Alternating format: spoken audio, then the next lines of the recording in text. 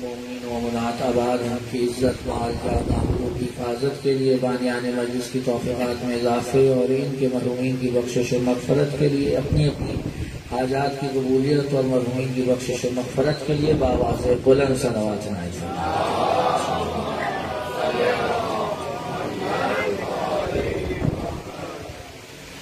اذان محترم سلسلہ گفتگو کی دوسری نشست ہے اور موضوع آپ کے اذہان میں موجود ہے، مقام و شان رسالت مآب محمد مصطفیٰ صلی اللہ علیہ وآلہ وسلم۔ کیونکہ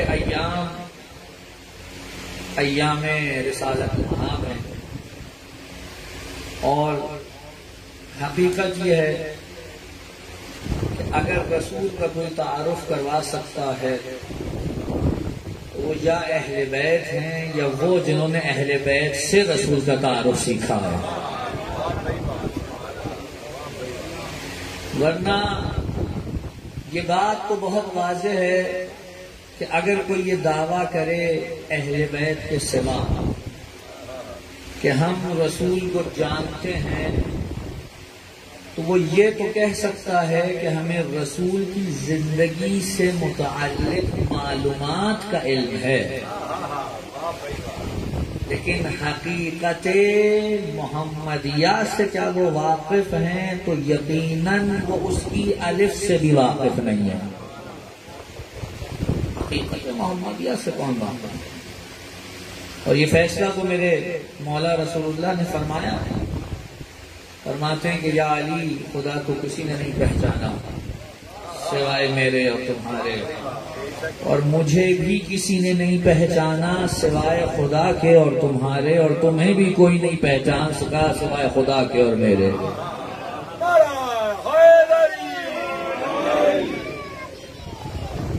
اس لیے بہترین طریقہ کار، بیٹا دوبارہ لگاؤ، کون لگا رہا تھا نعرہ؟ لگاؤ نعرہ، لگاؤ نعرہ۔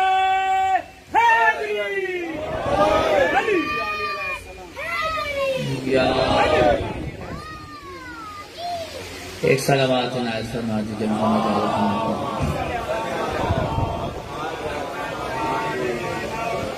اس میں بہترین تعارف جو رسول کا کروا سکتے ہیں وہ کون ہے؟ وہ دو ہی ہیں، یا خدا کرا سکتا ہے یا اہل بیت کرا سکتے ہیں۔ خدا تعارف کرائے گا تو جس زبان کو استعمال کرے گا وہ زبان قرآن کی ہے، اور اگر اہل بیت تعارف کرائیں گے تو وہ جس زبان کو استعمال کریں گے وہ زبان روایات اور احادیث کی ہے۔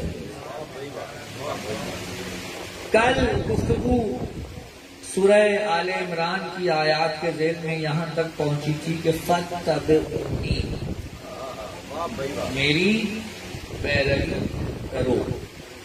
اب رسول کی پیروی میں نے عرض کیا تھا کہ اس آیت کے ذیل میں اور یہ فَاتَّبِعُونِی کے ذیل میں بالخصوص بعض افراد ایسے ہیں کہ جنہوں نے فَاتَّبِعُونِی کی زمانی حدود 11 ہجری 28 صفر تک رکھی، اس لیے ان کے ہاں ہر چیز کو ثابت کرنے کے لیے رسول کا قول فعل چاہیے۔ البتہ جنہوں نے فَاتَّبِعُونِی کی حدود 11 ہجری تک نہیں بلکہ وہاں تک رکھی جہاں تک محمد جیسے ہیں، ان کے لیے یہ معاملہ نہ مشتبہ ہے نہ مشکل ہے کہ آخر کریں تو کیا کریں، طے کریں تو کیا کریں، کھڑے ہوں تو کس کے ساتھ ہوں، حق میں گواہی دیں تو کس کے دیں، مخالف ہوں تو کس کے ہوں۔ جس طرح ختمی مرتبت کے سامنے کوئی آ کر کھڑا ہو جائے، ان کے مقابل آ جائے تو ہم اس سے کوئی بلی کا راستہ دینے کی کوشش نہیں کریں گے۔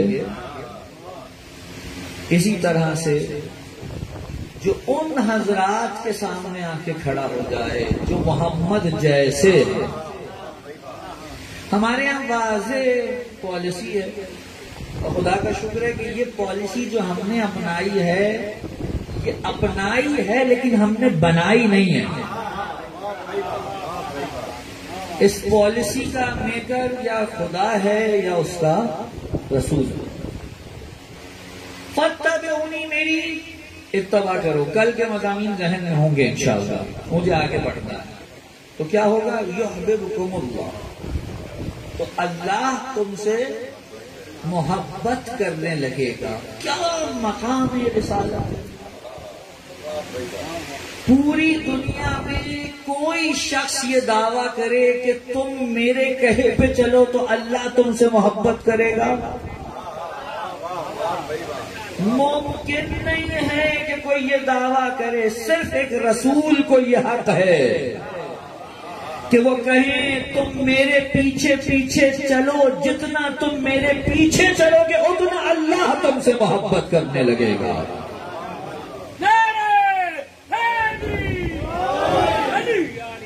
صرف رسول کو یہ حق حاصل ہے کہ وہ کہہ سکتے ہیں۔ دلیل ہے، قرآن ہے، حدیث بیان نہیں ہو رہی کہ کوئی کہے ہمارے یہاں کی ہے یا آپ کے یہاں کی ہے۔ قرآن ہے، واضح لفظ ہے، یحببکم اللہ۔ اچھا، صرف محبت کرے گا؟ وَيَغْفِرْ لَكُمْ ذُنُوبَكُمْ، اللہ تمہارے گناہ بھی معاف کر دے گا۔ وہ افراد جو کہتے ہیں کہ حضور گناہ معاف کرنے کا حق فقط خدا کو ہے، درست کہتے ہیں، اور جو اگلا جملہ کہتے ہیں تو بس پھر خدا سے کہو معاف کرے، بیچ میں کسی کو نہ رکھو۔ اے مسلمانوں، قرآن میں خدا کا حکم ہے، اگر تم نے اتباع رسول نہیں کی، نہ محبت کروں گا نہ گناہ معاف ہوں گے۔ جس کی اتباع گناہ معاف کرا سکتی ہو، وہ بارگاہ خدا میں کیا وسیلہ ہوگا۔ اور واقعاً فقط رسول ہے۔ یقین کیجئے، ہمارے یہاں معاملات کچھ اس قسم کے ہو گئے ہیں کہ رسول کی ذات کہ بعد از خدا بزرگ توئی قصہ مختصر، ایسی ذات کے بارے میں اگر کوئی بات شروع کرے تو لوگ کہتے ہیں جناب علی آپ کوئی عملی بات کیجئے، یہ کیا رسول کی آپ فضیلت فضائل بیان کر رہے ہیں، یہ کیا رسول کی شان بیان کر رہے ہیں۔ آپ کو معلوم ہے رسول کی زندگی سے لے کر آج تک مسلمانوں کا پہلا مسئلہ اعمال کی خرابی نہیں ہے، پہلا مسئلہ معرفت رسول کا نہ ہونا ہے۔ اگر اس رسول کی صحیح سے معرفت ہو جاتی تو جب معرفت ایک ایسے درجے پہ پہنچ جائے کہ جو کم سے کم درجہ بھی ہو تو معرفت خود بخود آپ کو فاتبعونی کی طرف کھینچے گی۔ کتنے انبیاء گزرے تاریخ میں، ان کے ساتھ نہ چلنے والے جس مشکل میں گرفتار تھے، وہ مشکل یہ تھی کہ انہیں معرفت نہیں تھی۔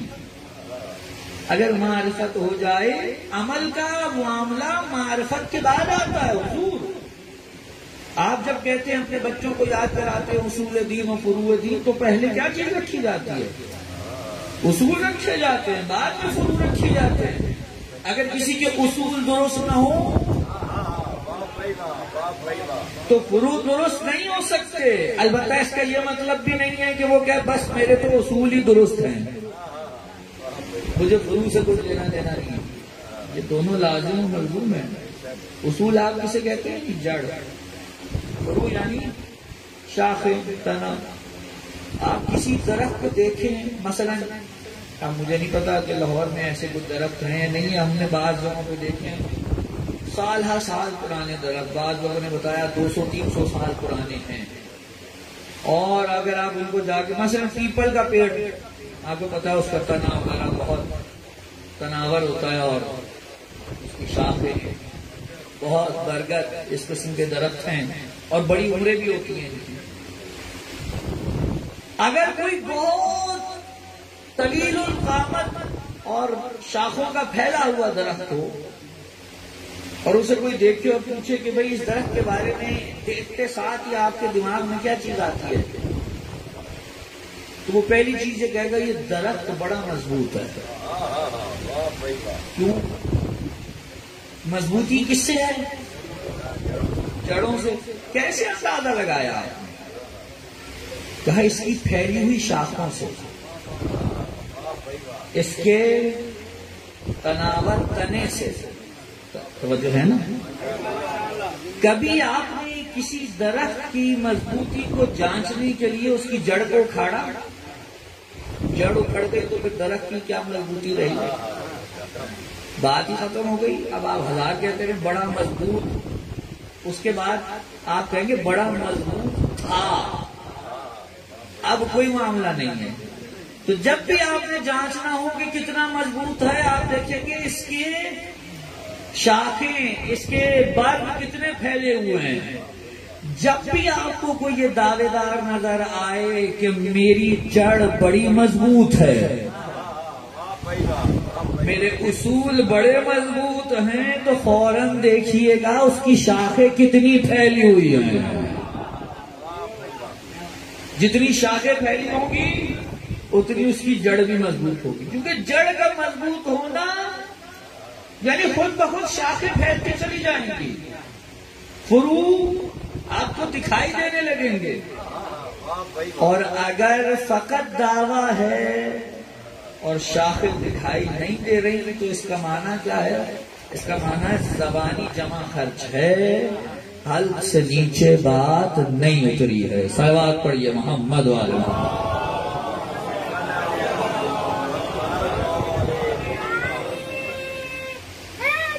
یا بات واضح ہو گئی، لیکن پہلا مرحلہ بہرحال اصول کا۔ چلیے یہیں پہ رک کے ایک بات کا جواب بھی ہو جائے۔ آج کل یہ بہت زیادہ سوشل میڈیا کی زینت بھی بنا ہوا ہے سوال، اور ہمارے یہاں تو ٹرینڈ چلتے ہیں نا مختلف چیزوں کے۔ آج ایک چیز کا ٹرینڈ ہے، کل پہلے ایک اور چیز کا ٹرینڈ چل جائے گا۔ تو آج کل ٹرینڈ چلا ہوا ہے کس چیز کا، اسے کہتے ہیں جی الہاد۔ ہمارے یہاں ماشاءاللہ سوشل میڈیا پہ ملحدین نے ٹرینڈ چلایا۔ اچھا ملحدین بھی ماشاءاللہ وہ کون سے ہیں؟ ملحدین کی دیسی ہی ہیں۔ ہمارے ہاں تو الہاد پہنچتے پہنچتے دیسی ہو گیا ہے۔ واقع ہے نا کہ کسی کو بھی علمی اعتراضات اور اشکالات ہیں تو گفتگو ہونی چاہیے۔ اسلام نے اور اہل البیت نے کبھی بھی سوال پہ قدغن نہیں لگائی۔ سوال ہو لیکن سوال کی نوعیتیں مختلف ہیں۔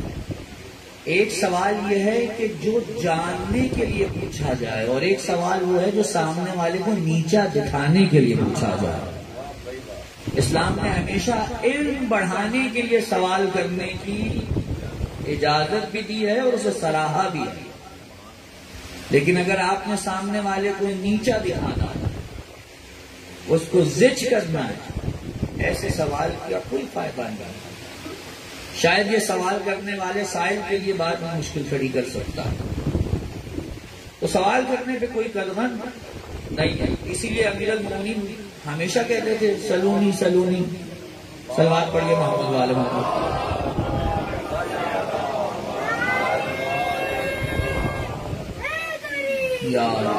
ہمیشہ فرمایا کرتے تھے سوال کرو مجھ سے، پوچھو مجھ سے۔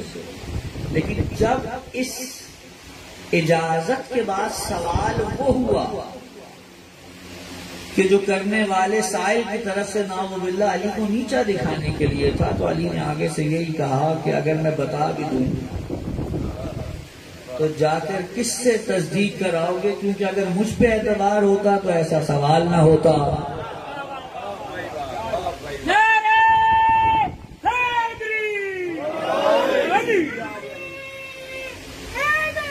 اور اگر اعتبار مجھ پہ نہیں ہے تو میں بتا بھی دوں، کیا کر لو گے جا کے؟ اسی لیے سوال کی کوئی قدغن نہیں ہے۔ لیکن اب بہرحال سوال کیا ہے سن لیجیے۔ آپ کو دیکھا بہت سے ایسے مسلمین جو اچھے اعمال کرتے ہیں اور انہی کے ساتھ بہت سے ایسے غیر مسلمین بھی ہیں. توجہ فرمائیں گے حضرات جوان بالخصوص. وہ کیا ہے؟ غیر مسلمین کے جو اچھے اعمال ہیں کیا ان کا انہیں اجر ملے گا یا نہیں ملے گا؟ ہمارا تعلق اسلام آباد سے ہے اور آج بھی اسلام آباد میں ہمیں معلوم ہے کہ ایسے ہسپتال اور اسکول موجود ہیں کہ جو عیسائی حضرات نے بنائے تھے، موجود ہیں ابھی، اور ان میں آج تک لوگوں کو فیض حاصل ہو رہا ہے، چاہے وہ مادی ہو لیکن ہو رہا ہے. تو اب سوال یہ ہے کہ کوئی یتیم خانہ بنا گیا، کوئی ہسپتال بنا گیا، کوئی کالج یونیورسٹی اسکول بنا گیا، الا ماشاء اللہ، تو کیا انہیں ان کا اجر ملے گا یا نہیں ملے گا؟ اور پھر ساتھ میں یہ بھی کہہ دیا جاتا ہے مسلمان تو ویسے ہی بہت تعصبی ہیں، کہ کیوں کہ اپنے سوا کسی کو قبول کرنا ہی نہیں چاہتے، بس انہوں نے اللہ کا ٹھیکہ لے لیا، سمجھتے ہیں اللہ بس انہیں کا ہے، کب کا اللہ سے ہمارا ہے. دیکھیے اللہ سب کا ہے لیکن وہ سارے اللہ کو اون بھی تو کریں. ایسا کیا کیجئے کہ وہ شخص کہ جو کہہ رہا ہے کہ میں تو ہوں اس مکمل اتفاق، میں تو از اول تاخیر اتفاق کی پیداوار ہوں، خود ہی سے سب کچھ ہو گیا، تو اب ایسے کے لیے میں کیا کہوں؟ میں اسے کیسے اس راہ پر لے کر آؤں جس نے کل دنیا کو اتفاق ہی اتفاق سمجھ لیا ہے. وہ ایک صاحب تھے مسلمان، ان کی ایک غیر مسلم ملحد، غیر مسلم بھی نہیں ملحد سے گفتگو ٹھہری اور قرار یہ پایا کہ جناب فلاں مقام پہ فلاں دن فلاں وقت پہ ہم بیٹھیں گے اور گفتگو ہوگی وجود خدا پر. اب جو مقررہ وقت تھا اس پہ وہ ملحد تو پہنچ گئے، وقت کے پابند تھے، لیکن جو مسلم تھا وہ جناب رات تک پہنچیں گے. کافی دیر کے بعد جب آئے تو کہنے لگے تم نے اپنا تو وقت ضائع کیا میرا بھی کیا. بھئی اگر لیٹ ہی آنا تھا تو وہ وقت دیتے جس کو تم آ سکتے تھے. اصل بات یہ ہے کہ مجھے یہاں تک پہنچنے کے لیے نا ایک دریا جس سے گزرنا تھا، اور جب تک میں اسے پار نہیں کرتا تو میں آ نہیں سکتا تھا. ساری بات ہے دریا کیسے آتا. تو اب جب میں دریا کے کنارے پہنچا تو میں نے دیکھا کہ کشتی کوئی نہیں، اور میں کھڑا انتظار کر رہا تھا تو اچانک دیکھا کہ ساحل کے کنارے جو درخت تھا بہت بڑا وہ خود بخود کٹ کے گرا، اور جب خود بخود کٹ کے گرا تو اس کے خود بخود تختے بنے، اور جب خود بخود تختے بنے تو خود بخود وہ جڑ بھی گئے اور کشتی بن گئی، اور جب کشتی بنی تو میں اس میں بیٹھا تو وہ خود بخود چلنے بھی لگی اور میں یہاں پار اتر گیا کہ تمہارے پاس آ گیا. بھائی کیا تجھے وقوف سمجھا ہوا ہے تو کیا ہوا؟ وہ بات کرو جس پہ میں یقین کروں گا. کیوں کیا ہوا؟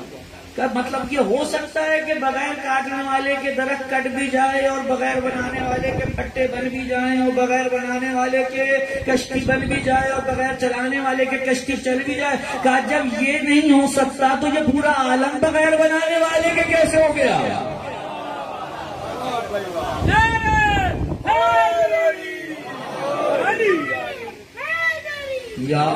یہ کیسے ہو گیا پورا عالم؟ ایک چھوٹی سی چیز کو آپ اتفاقی نہیں سمجھتے، اس پورے عالم کو اتفاق سمجھنے کے لیے تیار ہیں. مناظرہ شروع ہونے سے پہلے ہی ختم ہو گیا. توجہ فرما لی حضرات. تو ہمارے یہاں وہ یہ الحاد والے جو ہیں ان کا یہ معاملہ ہے کہ وہ کہتے ہیں آپ نے تو اللہ کی جو ہے وہ ٹھیکہ لیا ہوا ہے، فرینچائز آپ نے اللہ کی خریدی ہوئی ہے. ہم نے نہیں خریدی ہوئی اللہ کی کوئی فرینچائز. البتہ کم از کم اس بندے کے بارے میں بات کریں جو اللہ کو اون کرے، اور جو اللہ کو اون کرے جو چاہے مرضی خدا سے طلب کرے اور سوال کرے. اگر ہمارے پاس ہمارے علمی زمین میں اتنی گنجائش ہوئی تو ہم جواب بھی عنایت کریں گے، لیکن سوال سیکھنے کے لیے ہو. اور یہی سوال کہ جناب مسلمان بڑے تعصبی ہیں. بات واضح ہے نا ذہن میں کہاں جا رہی ہے؟ مسلمان بڑے تعصبی ہیں جناب. انہیں اپنے ہی اعمال بس خدا کی بارگاہ میں قبول کروا کے ان کا اجر لینا ہے. دوسروں کے انہیں اعمال بس سب عقارت ہی دکھتے ہیں. غلط سمجھیں آپ. ہم تو اس کا دعویٰ ہی نہیں کرتے کہ صرف مسلمانوں کے اعمال قبول ہوں گے. ہم تو کہتے ہیں مسلمانوں میں سے بھی کتنے جن کے نہیں ہوں گے. یہ کب کہا ہم نے کہ سارے مسلمانوں کے اعمال قبول ہوں گے؟ عمل کی قبولیت یا رد کا معیار وہ نیت ہے جس کی بنا پہ انہیں انجام دیا گیا ہے. اگر ایک شخص آ کر کہتا ہے مجھے اجر چاہیے، کس سے چاہیے؟ خدا سے. تو بھئی خدا سے اجر اسی وقت لے سکتا ہے جب وہ خدا کے لیے کیے ہوں. ایک شخص اپنے نام و نمود کے لیے کرتا ہے، پھر چاہے مسلم ہو یا غیر مسلم. اب بے شک لوگوں کو بڑا فائدہ ہو رہا ہے، اس نے انسانیت کے لیے بھی اگر کر دیا اور سرے سے خدا کو نہیں مانتا اور اس عمل میں خدا کہیں ہے ہی نہیں، تو جا کر انسانوں سے تو اجر مانگ سکتا ہے، خدا سے نہیں مانگ سکتا. یہ کہاں سے؟ ہم نے تو کبھی نہیں کہا ہر مسلمان کو اس کا کیے کا اجر مل جائے گا. کئی ایسے جو یہاں سے اپنے اعمال کی گٹھڑیاں اٹھا کے پہنچیں گے، میدان میں ڈلیں گی اور بھوسا بن کے واپس اتر آئیں گی، اور آگے سے سوال پہ جواب ملے گا. سوال ہوگا پروردگار میں تو اتنا کرتا رہا، اور آگے سے جواب ملے گا تو کیا کیا، کس کے لیے کیا؟ کہ یہ اس لیے کیا کہ لوگوں میں نام و نمود ہو جائے، یہ اس لیے کیا کہ جناب علی چلو جب تک زندہ رہوں لوگ آ کر ہاتھ ملائیں، جھک جھک کے سلام کریں، کہیں جناب بڑا ان کا بہترین سلسلہ ہے، یہ یتیموں کو پال رہے ہیں، انہوں نے مسجد امام باڑہ بنا دیا ہے. قبلہ خدا صرف ایک چیز دیکھتا ہے اور وہ آپ کے دل میں رہنے والا خلوص ہے. فقط اور فقط نیت میں خدا ہے. تو ایک ذرے برابر جیسا عمل جو آپ کو ذرہ لگ رہا ہے، ہو سکتا ہے خدا کی نگاہ میں وہ میزان میں ایسے تلے کہ سب کچھ اوپر چلا جائے اور وہ عمل نیچے آ جائے. اور عین ممکن ہے کہ جسے آپ نے بہت سمجھا ہے اس میں اگر خلوص نہیں تھا، خدا کہے گا یہ میرے کسی کام کا نہیں، اگر مجھ سے اجر چاہیے تھا تو میرے لیے کیا ہوتا. یہ نیت بڑی کمال چیز ہے. اب موضوع سے نکل کے بعد کہاں تک پہنچ گئی؟ یہ نیت بڑی کمال چیز ہے. آپ 1000 پانی میں ڈبکیاں لگا لیں لیکن جب تک نیت نہیں کریں گے وہ اشنان تو ہو سکتا ہے، غسل نہیں ہو سکتا. اور یہاں نیت ہوئی. ایک ایسا شخص کہ جسے کچھ دیر پہلے تک قرآن کے لفظ کو ہاتھ لگانا جائز نہیں تھا، اب وہ قرآن کو ہاتھ لگا سکتا ہے. آپ 1000 اٹھک بیٹھک کر لیں، یہ آپ کے لیے کثرت تو شمار ہو سکتی ہے، لیکن جب تک نیت نہ ہو نماز شمار نہیں ہوگی. آپ سارا دن بھوکے رہ کر فاقہ کر لیجئے، یہ خدا کی نگاہ میں بھوک پیاس تو ہو سکتی ہے لیکن جب تک نیت نہ ہو روزہ شمار نہیں ہو سکتا. سب نیت پہ منحصر ہے، اور نیت ہے باطنی عمل. نیت کیا ہے جی؟ باطنی عمل. نہ میں کسی کے لیے یہ کہہ سکتا ہوں اس نے فلاں نیت سے کیا، اچھی بری دونوں نہیں کہہ سکتا. میں کسی کے دل میں تھوڑی نہ رہتا ہوں. بھئی رسول اللہ کا زمانہ ہے، جنگ ہو رہی ہے، ایک صحابی کی تلوار چلنے لگی، گردن کے نزدیک پہنچی، سامنے کافر نے کہا اشہد ان لا الہ الا اللہ ومحمد رسول اللہ. صحابی کی تلوار پھر بھی نہیں رکی، وہ بخاری موجود ہے یہ روایت. نہیں رکی، چل گئی. بعد میں لوگوں نے رسول کو بتایا، رسول نے بلا لیا، کہا یہ کیا کیا تم نے؟ کہا یا رسول اللہ دشمن تھا. کہا سنا نہیں، میں نے سنا اس نے کلمہ پڑھ لیا تھا. کہا پڑھا تھا لیکن دل سے نہیں پڑھا تھا. رسول اللہ تم اس کے دل میں رہتے ہو، تمہیں کیا معلوم دل سے پڑھا کہ نہیں پڑھا؟ اس نے پڑھ لیا، یہ اس کا اور خدا کا معاملہ تھا. لہٰذا نہ اچھی نیت کے بارے میں میں کسی کی فیصلہ کر سکتا ہوں، نہ بری نیت کے بارے میں میں کسی کی فیصلہ کر سکتا ہوں. میں اپنی نیت کے بارے میں فیصلہ کر سکتا ہوں. دوسروں کی نیت سے زیادہ اگر اپنی نیت پہ توجہ دیں تو بہت سے ایسے اعمال کے جو یہاں سے لے جاتے وقت شاید ہمارے کسی کام نہ آئیں گے، وہ کام آنے لگ جائیں گے. صلوات پڑھ لیجئے محمد وعلی محمد.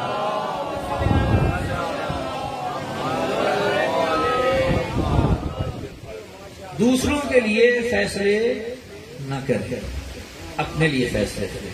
اپنی نیت کا فیصلہ سب سے پہلے کیجیے، چاہے کوئی عام بندہ ہو چاہے کوئی خاص بندہ ہو. صلوات بھیج دیجیے محمد وعلی محمد.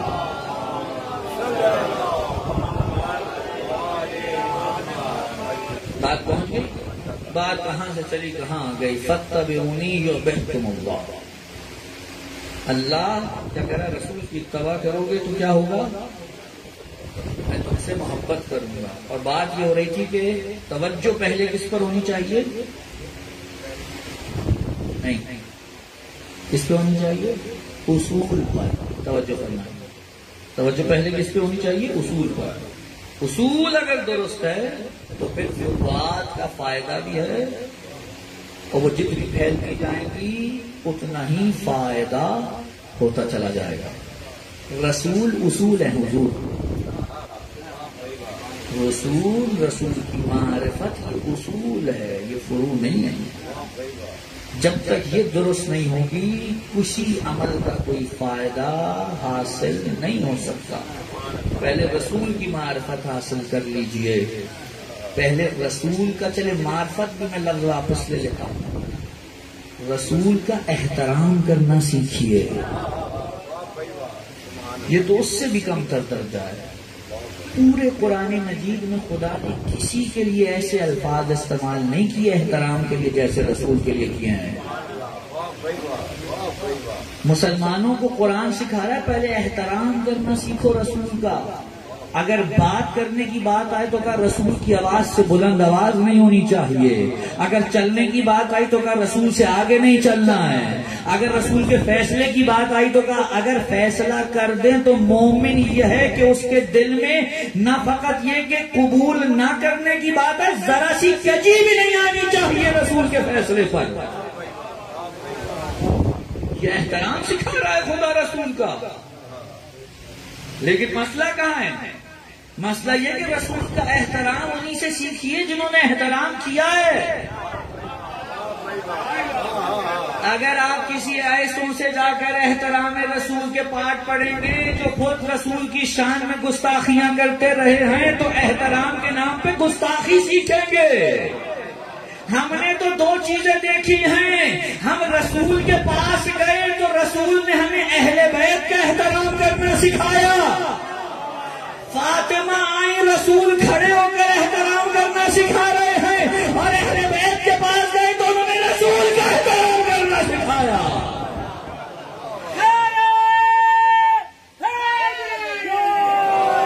اب یہ جملہ میرا لے لیجئے، اگر کوئی اہل بیت کا احترام کر رہا ہے تو وہ سنت رسول ادا کرتا ہے، اور اگر رسول کا احترام کرتا ہے تو سنت اہل بیت ادا کرتا ہے.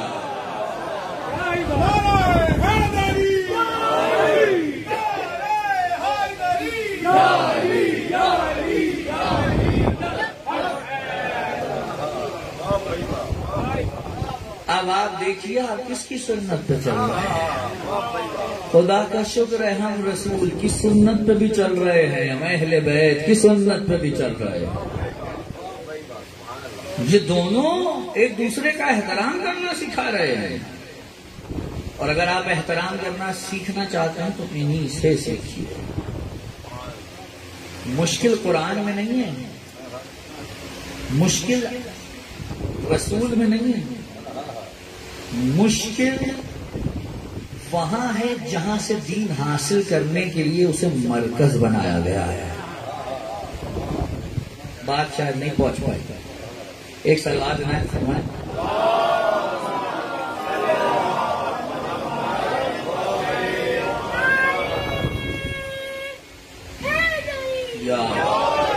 بس وقت تیزی سے گزر رہا ہے، میں بھی تیزی سے آگے بڑھ جاؤں۔ اگر میں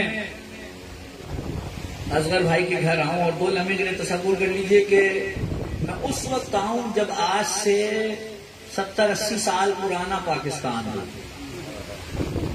ٹھیک ہے جی، 70 سال پیچھے چلے جائیں، اور میں پہنچوں اور ان سے کہوں کہ بڑا تھکا ہوا آ رہا ہوں اور مجھے نماز پڑھنی ہے، نماز پڑھ کے فوراً میں سونا چاہتا ہوں، تو مجھے وضو کے لیے پانی دے دیجیے، اور یہ مجھے کہیں کہ قبلہ دیکھیے میں آپ کے قیام و قیام کا بندوبست کر رہا ہوں، یہ رہا سامنے کنواں، یہ رکھا ہے ڈول اور رسی، آپ خود جا کے پانی نکال کے وضو فرما لیجیے۔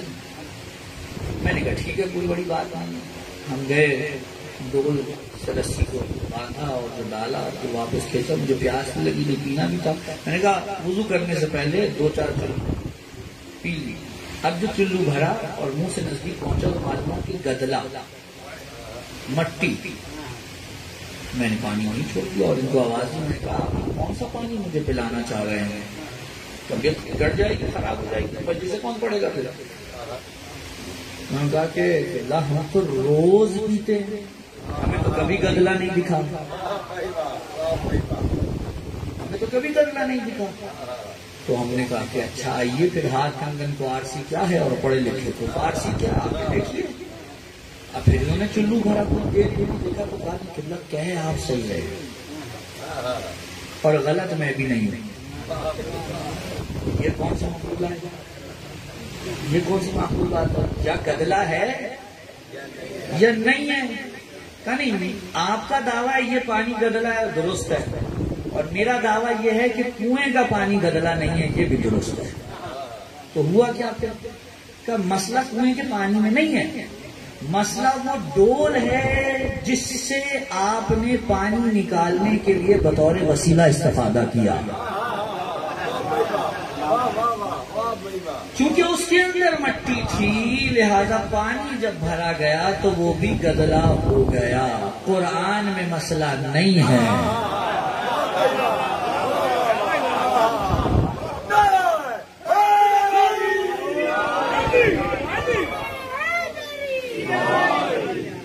قرآن میں مسئلہ نہیں ہے، رسول کی سنت و سیرت میں مسئلہ نہیں ہے، مسئلہ ان واسطوں اور وسیلوں سے پیدا ہوتا ہے جن سے لیا جا رہا ہے، اس لیے وہ واسطے لیجئے جو صاف چیز کو صاف طریقے سے پہنچائیں۔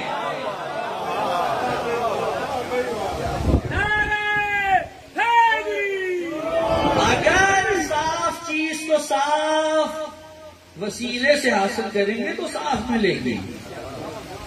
رسول کی سیرت لکھنے والوں سے جو غلطیاں ہوئی، توجہ چاہوں گا، میں صاف کہہ رہا ہوں غلطیاں کی ہیں، کتنی رسول کی سیرت کو نعوذ باللہ من ذالک مسخ کر دیا گیا۔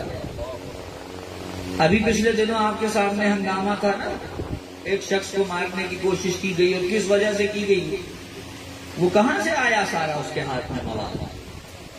کسی یہودی عیسائی نے تو محمد رسول اللہ کی سیرت نہیں لکھی، ساری شروع کی کتابیں لکھنے والے تو مسلمین ہی ہیں، ایسی چیزیں لکھی گئی ہیں جس کی وجہ سے یہ ہو رہا ہے۔ رسول جیسی ذات جس کے لیے ہونا یہ چاہیے تھا کہ مسلمان کہتے ہم کسی بھی شے کو قبول کر لیں گے لیکن رسول کی ذات سے کسی بھی نقص کی نسبت کو قبول نہیں کریں گے۔ ان کے لیے ایسی باتیں کہ جو شاید آپ اپنے والد کے لیے قبول نہ کریں۔ ظلم کیا مسلمانوں نے، زیادتی کی ہے. اسی وجہ سے اتباع رسالت نہیں ہو پا رہے. اتباع رسالت تو اس وقت ہوتی جب آپ نے سیرت رسول کو درست دنیا کے سامنے پیش کیا ہوگا. کوئی رسول کو جنگجو بنا کے پیش کر رہا ہے، کوئی رسول کو نعوذ باللہ من ذالک شادیوں کا رسیہ بنا کے پیش کر رہا ہے. جب اس طرح کی چیزیں آپ پیش کریں گے، اور اس میں شاید کہیں تک آج کے دور میں ہمارے علماء کا بھی کردار یہ ہے کہ کردار کم دکھائی دیا ہے. تنزیہ رسالت ضروری تھا، رسول کی ذات کا دفاع ضروری تھا. کب کیا؟ کہاں کیا؟ میں تو حیران ہوتا ہوں، کیا کہوں میں. میرے تو بہت سے مسائل ہیں کہ میں اس پر گفتگو کر رہا ہوں اور پوری طریقے سے نہیں کر سکتا. آپ جانتے ہیں مجبوریاں ہیں. وہ جلسے اور جلوس جو دفاع رسالت کے لیے نکالے جا رہے ہیں، ان میں ایسی روایتیں پیش کی جا رہی ہیں جو صراحتاً رسول کی توہین ہے.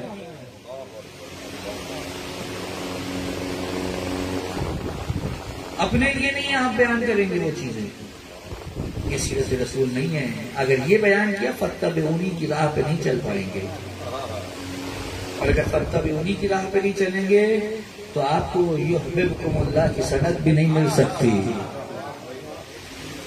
آپ کو ویغفر لکم ذنوبکم کی سند بھی نہیں مل سکتی. مرکز محبت پروردگار ہے ذات رسول. اگر خدا کسی سے محبت کرے گا تو وہ بھی محمد کی وجہ سے، اگر کسی سے نفرت کرے گا تو وہ بھی محمد کی وجہ سے.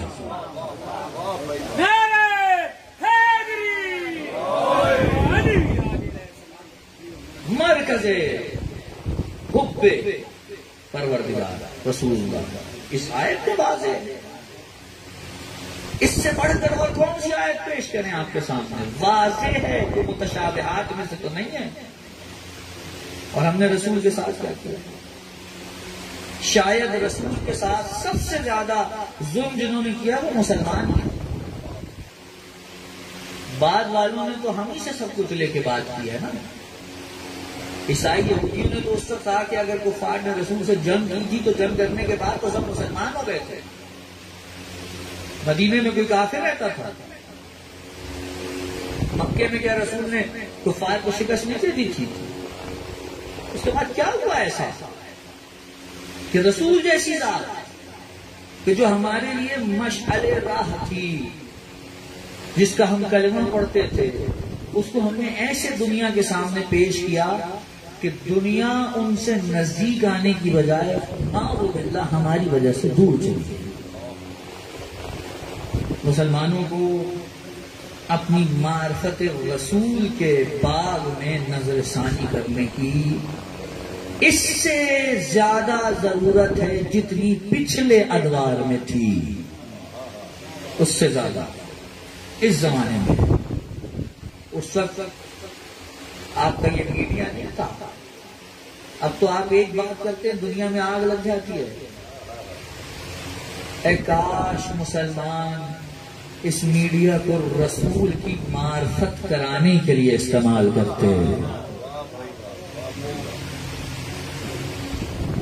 کتنے ہم کم ظرف ہو گئے ہیں، رسول کی بات ہی کوئی کرنے کو تیار نہیں ہے. ایک بات ذہن میں رکھیے، جو تعارف اہل بیت نے رسالت نام کا کرایا ہے وہی حقیقی تعارف ہے.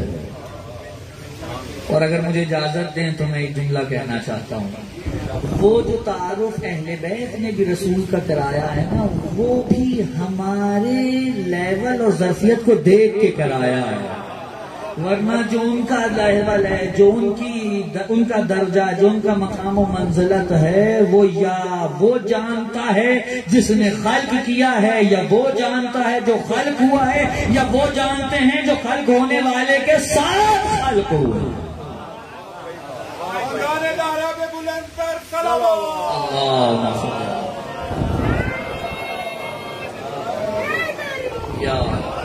ورنہ آپ کیا سمجھتے ہیں حضرت سلمان فارسی اسی رسول کو جانتے ہیں جسے علی جانتے ہیں؟ نہیں.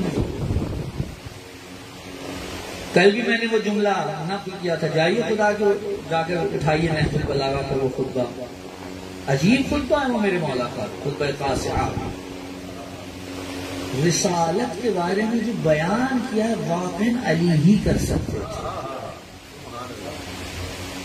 اور پھر اس خطبے میں علی نے تعارف رسول کا کرایا، اور رسول سے جو جملے نقل ہوئے ان جملوں نے علی کا کروا دیا.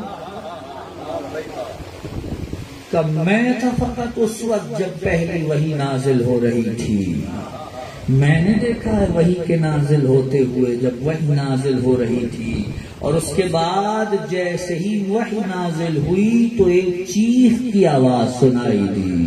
میں نے رسول سے کہا یا رسول اللہ یہ کس کی آواز تھی؟ رسول نے کہا یہ ابلیس کی آواز تھی، اور مجھ پہ وحی اترنے کی وجہ سے اب وہ اپنی عبادت سے نا امید ہو گیا. یہ آواز تو رسول کو سنائی دینی چاہیے تھی نا،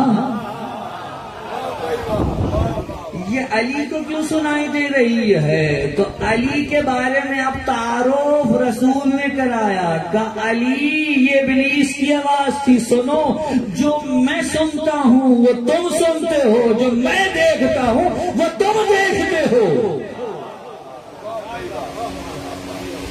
دنیا آج جا کر ان راویوں سے پوچھ رہی ہے کہ بتاؤ جب پہلی وحی اتری تو کیا ہوا، اور جو وہاں موجود بھی نہیں تھے وہ بتا رہے کیا ہوا. ہمیں کیا ضرورت پڑی ہے کسی ایسے سے پوچھنے کی؟ اس علی سے پوچھو جو وہاں موجود تھا.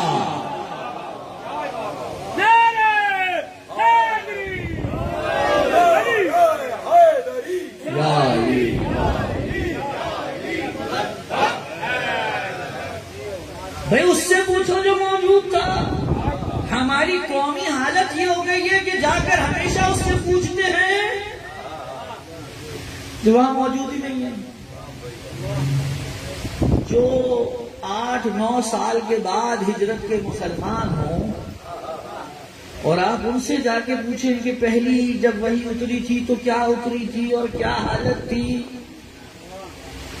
انہوں نے وہی حالت بیان کی جو اپنی تھی، اور علی نے وہ حالت بیان کی جو خود رسول اور نفس رسول کی تھی. صلوات بھیج دیجیے محمد والے محمد.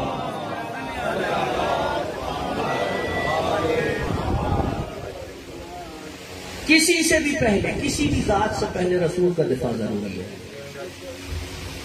اصحاب ہوں یا اہل بیت، ان کی باری تو بات کی ہے، پہلے تو رسول کی ذات ہے.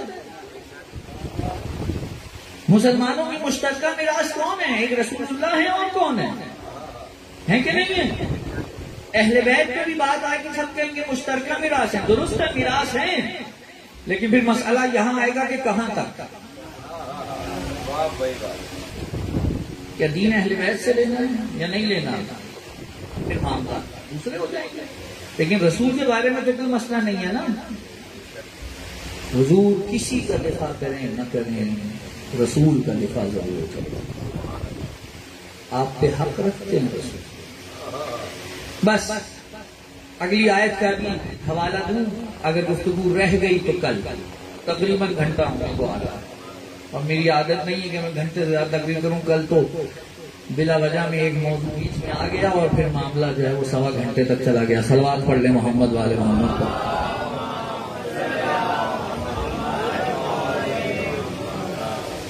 میں نے عرض کیا مرکز حب پروردگار کون ہے جی؟ محور حب پروردگار رسول کی ذات.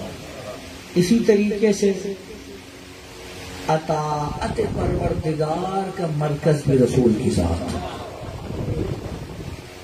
قل اطیعوا اللہ ورسولہ،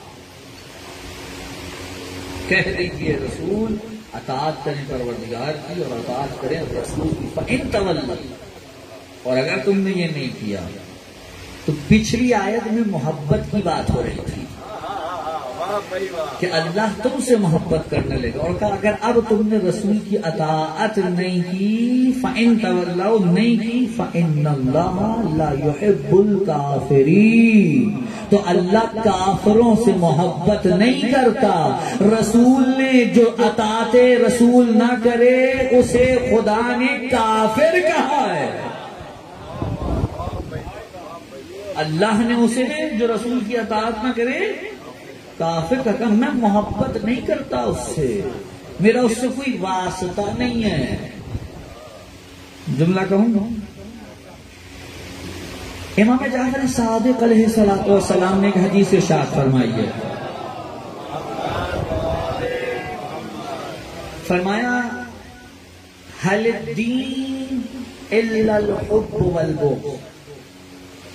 کسی نے پوچھا آقا دین کیا ہے؟ کہا کیا دین محبت اور بغض کے سوا کچھ اور ہے؟ کہ مولا کیا مطلب؟ کہ یعنی اللہ کے لیے محبت کرنا اور اللہ کے لیے بغض رکھنا، یہ دین کی تعریف ہے، یہ دین کی تعریف ہے۔ سنیں گے جملہ، ہم اللہ کی بارگاہ تک گئے کہ پروردگارا جس سے تو کہے گا محبت کریں گے، جس سے تو کہے گا بغض رکھیں گے، خدا نے ہمیں موڑ دیا رسول کی طرف، جو اس کے پیچھے چلے گا میں اس سے محبت کروں گا، جس سے دور رہے گا میں اس سے بغض رکھوں گا۔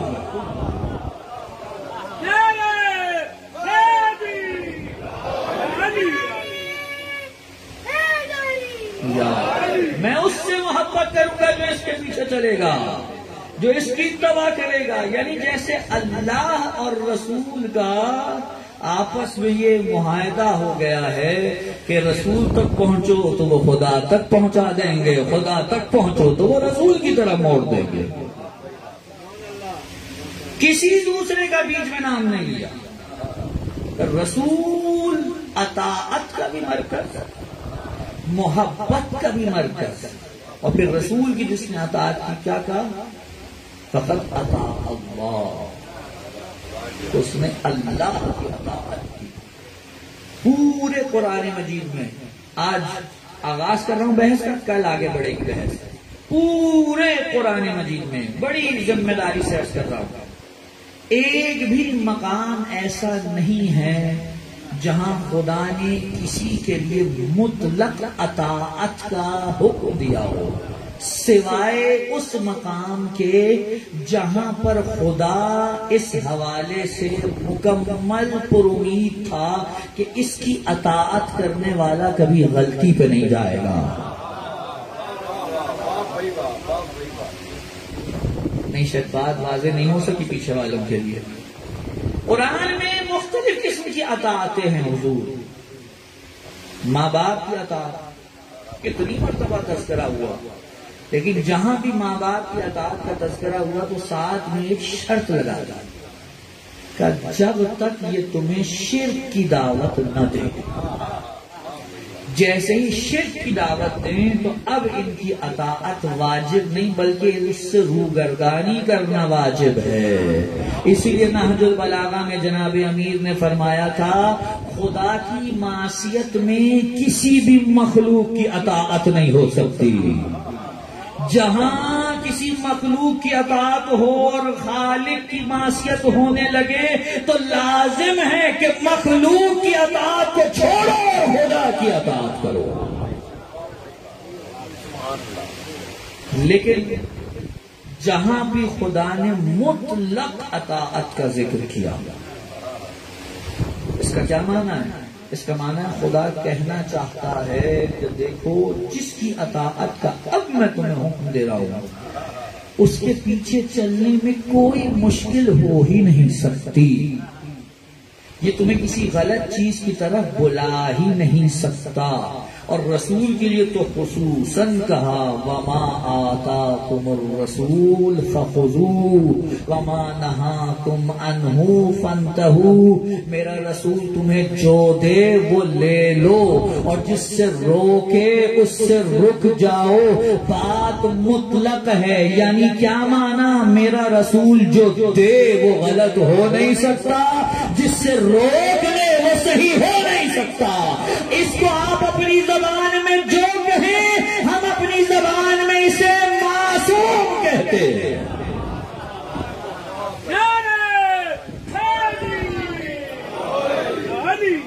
مطلق اطاعت جو دے وہ لے لو، جس سے روکے اس سے رک جاؤ. اے مسلمانوں ایک فیصلہ کر لو، تم نے فقط رسول سے لینا ہے، کسی دوسرے سے کچھ نہ لو، فقط رسول سے لو، اور جس سے رسول روک دے اس سے رک جاؤ. ہم نے اہل بیت کو مانا ہے تو اس لیے نہیں کہ اہل بیت کو مانا کسی کی ضد میں ہے، یہ اہل بیت سے خود محبت تھی. ہم نے تو دیکھا رسول کسے دے رہے ہیں. رسول نے کہا آؤ مجھ سے فاطمہ دو بضعۃ منی لے لو. رسول نے کہا آؤ مجھ سے حسین منی لے لو. اور رسول نے کہا آؤ غدیر میں مجھ سے اپنا مولا لے لو.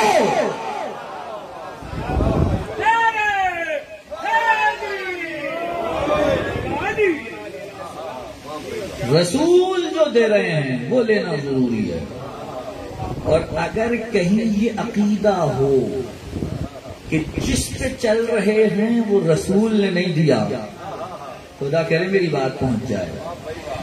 اگر مانتے ہوں کہ جس پہ چل رہے ہیں وہ رسول نے نہیں دیا، تو جو رسول نے نہیں دیا وہ لیا کیوں ہے بھائی؟ وہی لو جو رسول دے رہے ہیں، اور اس سے رک جاؤ جس سے رسول روک دیں.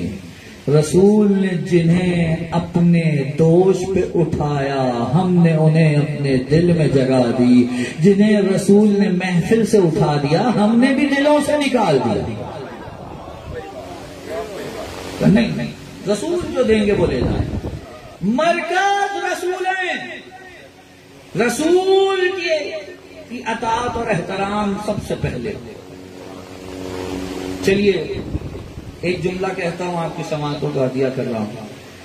یہ وہ ہستی ہے، جیسے آپ رسول کہتے ہیں، یہ وہ ہستی ہیں کہ جن کی اطاعت اس پر بھی واجب ہے، جسے علی کہتے ہیں. جس پر اطاعت کا ایسا خدا حکم دے دے. علی بعد رسول بزرگ علی قصہ مختصر، لیکن علی بھی جس کی اطاعت کرتے ہیں اسے محمد مصطفیٰ کہتے ہیں. ما صلی علی. گفتگو کل آگے بڑھے. مرکز اطاعت خدا ختمی مرتبہ، مرکز حب پروردگار ختمی مرتبہ، مرکز رضائے رب ختمی مرتبہ، مرکز عطائے رب ختمی مرتبہ. سب چیزوں کا مرکز، محور، منبع ذات پروردگار. صلوات عنایت فرمائیں.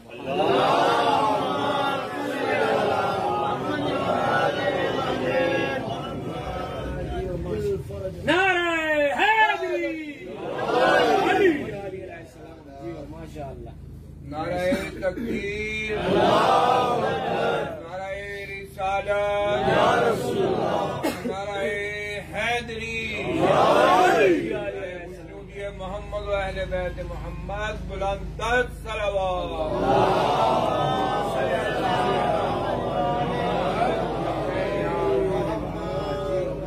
آواز آ رہی ہوگی پیچھے تک انشاءاللہ. جب تک یہ نہیں چلتا تو آپ اس طرح گزارا فرمائیے.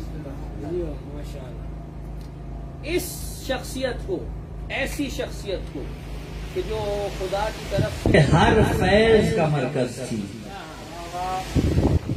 یہ کہنا پڑا کہ جتنی اذیتیں مجھے ہوئی ہیں کسی نبی کو نہیں ہوئی. ظاہراً ہم دیکھتے ہیں حضرت زکریا علیہ السلام کے ساتھ کیا ہوا؟ آرے سے 2 نیم کر دیا گیا. رسول کے ساتھ ہوا نہیں ہوا، لیکن پھر بھی کہا جو مجھ پہ پڑی وہ کسی نبی پہ نہیں پڑی. جیسے شاید رسول یہ بتانا چاہ رہے تھے کہ کربلا میں جو خنجر پہ حسین کی گردن پہ چل رہا ہے یہ تمہیں لگ رہا ہے کہ حسین کی گردن پہ چل رہا ہے، لیکن اس نے رسول کی رگوں کو کاٹ دیا ہے.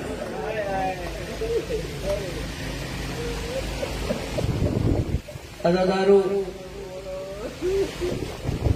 خدا کسی کی بیٹیوں پہ وہ وقت نہ لائے جو رسول کی بیٹیوں پہ آیا ہے. زینب ام کلثوم پہ جو وقت آیا ہے، روایات میں ہے جب 11 محرم الحرام کو اس قافلے کو لے کے چلے اور 12 کو یہ کوفے پہنچا نا، تو قیدیوں کو آتا دیکھ کر کچھ عورتوں نے کھجوریں اٹھائیں اور کھجوریں پھینک کر کہنے لگی یہ صدقے کی کھجوریں کھا لو. پر جیسے یہ جملہ سنا ایک مرتبہ حضرت ام کلثوم آگے بڑھی، انہوں نے ان کے ہاتھوں سے کھجوریں چھینی اور واپس پھینک کے کہا ہم پہ صدقہ حرام ہے. وہ عورت پریشانی کے عالم میں کہنے لگی ارے صدقہ تو فقط آل رسول پہ حرام ہے، تم کون ہو کہ ہم اسی رسول کی اولاد ہیں. اگر وہ عورت وہیں کھڑے دیکھتی رہ گئی، قافلہ آگے بڑھا اور اب قافلہ ایک ایسی جگہ پہ پہنچا کہ کچھ دیر کھڑا ہو گیا. اونٹ ایک چھت سے نزدیک ہو کر کھڑا تھا، اوپر ایک کنیز کھڑی ہے. اس نے قافلے کو دیکھا، دوڑی ہوئی نیچے گئی اور جا کر اپنی مالکن سے کہنے لگی آقا زادی ایک قافلہ آیا ہے قیدیوں کا. لفظ قیدی سنا، مالکن کہنے لگی دیکھو مولا نے سختی سے منع کیا تھا کہ قیدیوں کا تماشا نہیں بنایا کرتے. کہا نہیں آپ آ کر تو دیکھیں یہ کوئی عام قیدی نہیں لگ رہے، یہ کسی شریف گھرانے کے معلوم ہوتے ہیں. اب جو اوپر آئی تو کیا دیکھا کہ ایک اونٹ ہے جس پر ایک بڑی عمر کی خاتون بیٹھی ہے اور اس کے ساتھ ایک اونٹ پہ ایک چھوٹی سی بچی بیٹھی ہوئی ہے. اس بچی نے فوراً سے کہا پھوپھی اماں مجھے پیاس لگ رہی ہے. یہ جملہ سنا اس خاتون نے دوڑایا اپنی کنیز کو، کہا جاؤ نیچے سے جا کر ایک کوزے میں پانی لے کر آؤ. پانی آیا، پانی آگے بڑھا کر کہا اے بی بی اپنے بچی کو پانی پلا لے اور جب پی لے تو اس سے کہنا میرے لیے 2 دعائیں کرتے. کہا نہیں پہلے تم دعا کہو میری بچی آمین کہے گی، اس کے بعد ہم پانی پیئیں گے. کہا اچھا اگر تم کہتی ہو تمہاری یہی خواہش ہے تو اس سے کہو دعا کرے جیسے یہ یتیم ہوئی ہے میرے بچے ایسے یتیم نہ ہو. مجھے نہیں معلوم اس بچی نے کیسے آمین کہی ہوگی. اس کے بعد کہا دوسری دعا بتاؤ کیا؟ کہا دعا کرو عرصہ گزر گیا اپنے مولا کی زیارت نہیں کر سکی، کوئی سبیل ہو جائے میں جا کر اپنے مولا کی زیارت کر لوں. کہا تیرا مولا کہاں رہتا ہے؟ کہا مدینے میں رہتا ہے. کہا کس محلے میں؟ کہا محلہ بنی ہاشم میں. کہا کیا نام ہے تیرے مولا کا؟ کہا حسین ابن علی. کہا اچھا تیرے مولا کا کوئی بھائی بھی ہے؟ کہا ہاں عباس ہے، محمد حنفیہ ہے. کہا تیرے مولا کی کوئی بہنیں بھی ہیں؟ کہا ہاں میری آقا زادیاں بھی ہیں. جب اس کوفے میں آئی تھی تو میں نے ان سے قرآن کی تفسیر کا درس لیا تھا. کہ تیری آقا زادی کا کیا نام ہے؟ ایک مرتبہ چاروں طرف دیکھا کہ نہیں یہاں میں ان کا نام لینا نہیں چاہتی، بس اتنا جملہ سنا زینب کے صبر کا بندھن ٹوٹ گیا. سر اٹھا کر کہا ام حبیبہ پہچان یہ تیری آقا زادی زینب، یہ ام کلثوم. آقا زادی آپ کا یہ عالم ہے، میرے آقا حسین کہاں ہے؟ اب اشارہ کیا کہ یہ نیزے پہ سر حسین کا، یہ عباس کا، یہ علی اکبر کا. عزادار راوی کہتا ہے یہ سنا چکرا کر چھت سے زمین پر گری، روح کبھی ان سے پرواز کر گئی. میں کہوں گا میں حبیبہ تم نے چند لمحے زینب کو کھلے سر دیکھا، تم سے برداشت نہیں ہوا، میرا سلام سید سجاد کو جو کربلا سے کوفہ سے شام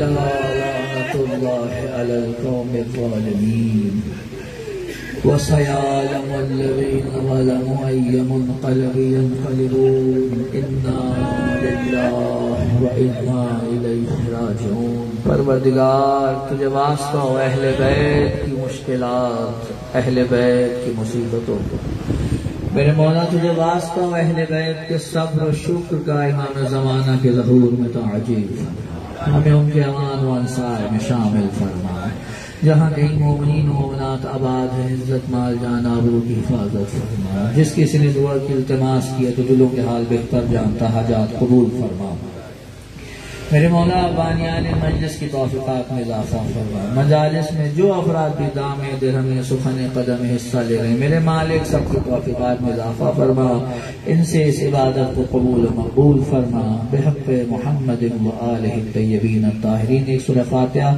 جملہ مرحوم مومنین و نان بالخصوص خان والے کے جو مرحومین ہیں اور شہداء ملت جعفریہ انہیں اصال فرما دیجیے۔